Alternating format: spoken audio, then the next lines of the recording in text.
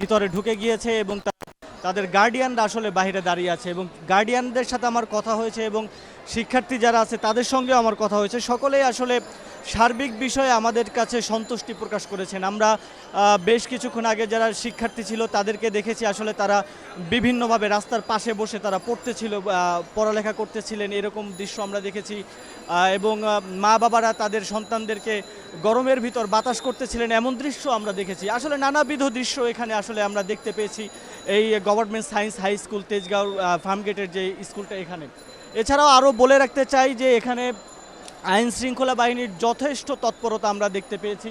আইন শৃঙ্খলা বাহিনীর বেশ কয়েকটি গাড়ি রয়েছে, এখানে পুলিশ রয়েছে এবং পুলিশের পাশাপাশি আনসারও রয়েছে যারা আসলে সার্বক্ষণিক তত্ত্বাবধান করছে যে আসলে কোনো ধরনের বিশৃঙ্খলা তৈরি হচ্ছে কিনা। আরও যদি বলতে চাই, আসলে সারা দেশে একযোগে এই পরীক্ষা শুরু হয়েছে। সারা দেশে এবার এসএসসি ও সমমানের পরীক্ষায় মোট পরীক্ষার্থী যদি বলতে চাই যে 18,57,000-এর বেশি পরীক্ষার্থী এবার পরীক্ষা দিচ্ছে। এছাড়াও গতবারের তুলনায় পরীক্ষার্থী যদিও কম।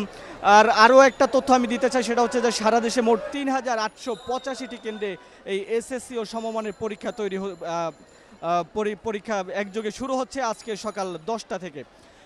রুটিন অনুযায়ী বাংলা দিয়ে এবারে পরীক্ষা শুরু হচ্ছে। প্রতিদিন সকাল 10টায় এই পরীক্ষা শুরু হবে।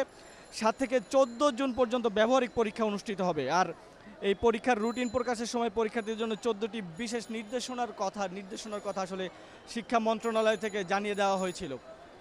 সার্বিক